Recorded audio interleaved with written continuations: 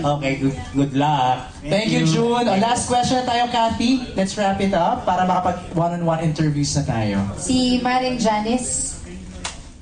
Ayan, gusto ko munang i-commend yung buong cast kasi magaling. Makikita mo talaga yung potential na yung chemistry ni Shanley at ni Tony kahit na alam ngang hindi naman sila in real life. Okay. Wow, excited much. Sandali, ito na po. Jean-Lloyd, yung role mo as habulin ng mga babae, sino peg mo dun sa ganon? Wala naman. Actually, sa totoo lang, wala akong peg na establish kami na direct. Wala naman talaga. Wala So based from experience ba to? Habulin? Hindi naman tayo habulin. Wow. Habulin ng BIR. Pero hindi, in real life nga, saan ka? Mas habulin ka ba or ikaw yung naghahabol? Depende. Sometime in the past, naghabol din tayo. Diba? Pero kung mahirap naman i-acknowledge kung lalaki ka, sabihin mo, habulin ako. Hindi tama eh. Pero yung naghabol, hindi ko kinakaya yun dahil na-in-love tayo noon at sobrang nating minahal yung tao. Kaya naging desperado, naghabol. Pero definitely one woman man ka rin naman. In real life. In real life pa. Yes. So pag meron na, wala nang tingin sa iba. Loyal. Wala na po. Wow. Parang mahirap. Yung character na, Janice, yung character na. Tapos yung character mo doon, di ba, ayun nga, parang nahuhuli ka ni Tony. Sabi mo naman, hindi naman siya nananakit, hindi siya seloso. Ay, hindi silosa.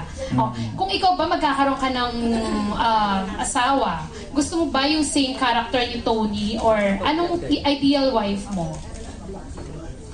Wala naman tayong ideal wife. Sabi ko nga, kahit na ano pang criteria ang iset mo sa isang relasyon, sa isang babae, pagka dumating yung talagang para sa'yo at mahal mo at gusto mo, wala, nasisira lahat, nabibreak lahat ng mga standards. So wala kang siniset. Wala naman. Pero syempre ayaw mo naman siguro ng nagger, ng away.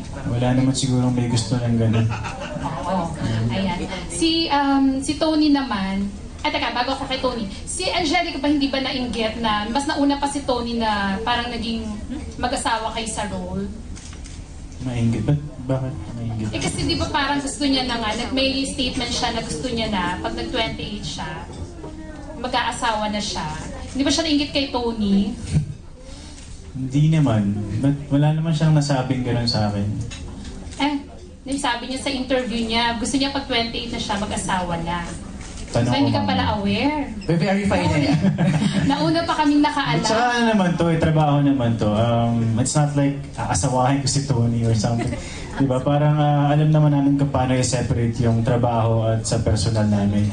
So, kung ano man yung nangyayari sa amin, ako, kagaya ni Tony, kung ano yung personal niya, pagdating niya sa set namin, hindi ko naman naramdaman. In the same way na ako, ganun din naman. And kumbaga, pagdating ko rin sa personal ko, hindi ko naman din tinatanong ko, anong pakiramdam mo? Nasawa na ako sa sitcom. Anong feeling mo? Naingit ka ba? Hindi, parang hindi mo siya pwedeng ihalo. Correct, thank you. Ihalo. So, nagpapasalamat ako na I have a very understanding girlfriend na pareho kami na ayaw namin. Mutual naman yung yung kagustuhan namin ni Angelica na huwag ihalo yung personal sa trabaho. So, papasalamat lang ako na gano'n siya. Okay. Kay Tony na last question.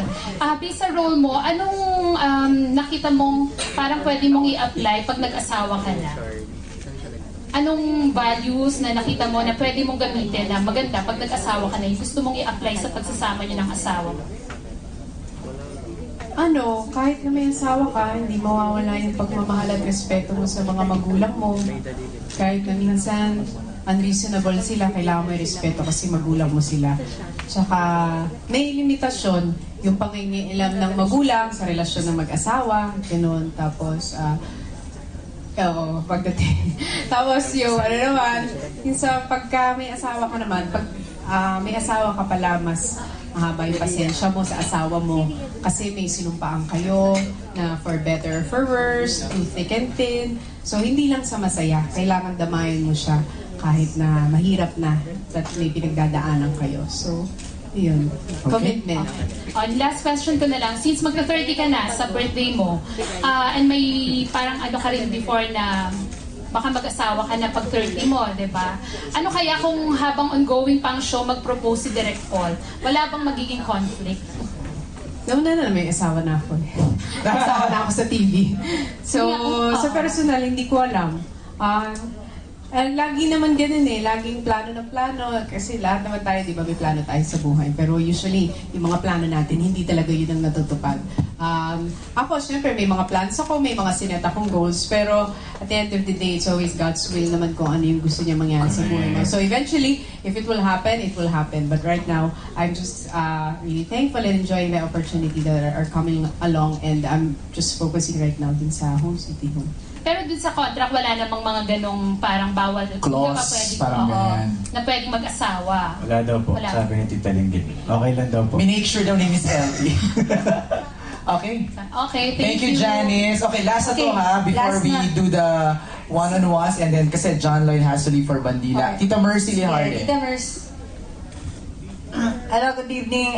Kay Rico muna.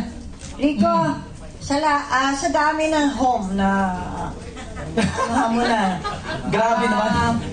Anong masasabi mo ang pinaka homes? Alam. Home sweet home. Number 1, number 2, number 3, number 4, number 5. Dami naman. Ay, malay, dami niyan. Sige, pasagot natin kay Kuya Rico. Alam mo, pagka bago ka pala, gusto mo magpakasal pala. Pagka yun ang pinaka-main mo, gusto mo magpakasal, may kasama ka. Pero it so happens, pagdating nung panahon, let's say, yung mga first year ninyo, normal yan. Lagi mo hinahalikan, I love you, gano'n. Yung mga 10 years na, kaya nag-aaway na kayo, pag hinahalikan mo, parang nagkakawang-gawa ka na lang mo. Bisan hindi nagkakatugma yung gusto nyo pareho, so maghihiwalay kayo. Maganda, minsan may makikilala ka, magandang kaibigan mo na, tapos nag-jive kayo, pero bandang ulit, parang sex lang ang gusto. Iba-iba di ba? Pero pinaka-home sweet home yung sarili ko. Ngayon ko natutunan na mas masarap palang buhay ng ikaw mismo. Magsasarili ka, sarili mo lang. Ano? Ano ba yun? Ano ba yan? Ang layo sa values ng hospital. Hindi yan ang tinuturo natin. Hindi. Baka ang ibig sabihin niya, mahalin ang sarili. Yes. Ako tinatanong. Diba? Alam mo, masarap na buhay. Si Tony wala na nakasama ko, mukhang naging sharp yung utak niya. Lahat nilalagyan niya ng... Dati ba dati medyo mapurol dati. Dati, hindi.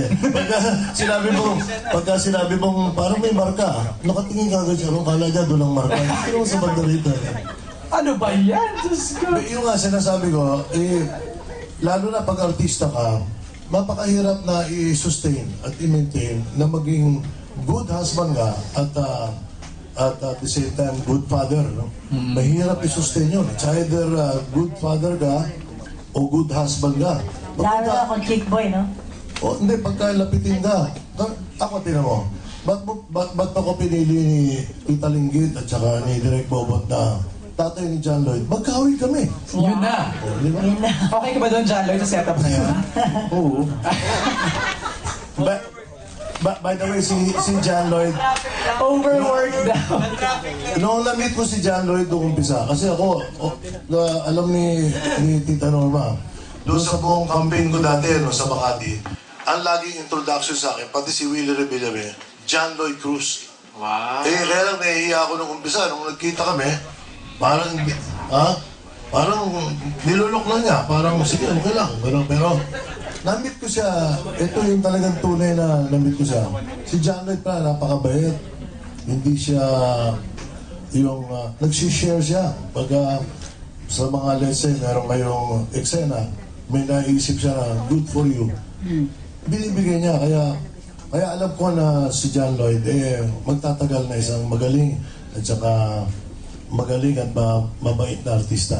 Eh, yan ang kailangan natin sa industriya, di ba? O teka, naalala na sa question ni Tita Mercy, no? Ang layo na namin Pag-usapan natin. natin. Ilan sa bangko, Kuya Rico, medyo, ayan. Salamat, Rico, ha? Kami Sandy Andolong naman. Sandy, kasi ang tagal niya na boyet, di ba? Paano mo napapanatiling home, sweetie home ang bahay Yun. niyo?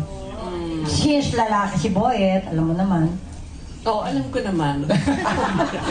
Gabi-gabi nakikita ko lalaki nga siya. I'm a good wife. No, ano naman, kasi like si kay John Lloyd nga, sa amin, at home, we don't talk about work, we don't discuss work. When we're home, we can be ourselves, yung ganon. 34 years na kami. Wow! Oo. Talaga, ha? So, ganon. Congrats. Every year, you assure each other na every year. Every day, you assure each other na mahal nyo ang isa't isa pa. Kung paano ko siya minahal noon, hanggang ngayon, ganun pa rin. Maski na siya. But no marriage is perfect.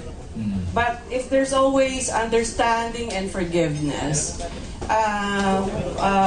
especially by the grace of God, walang imposible. Correct. Correct. We made a vow, and we take that seriously, for better or for worse. Correct. That's it, isa din. Thank you.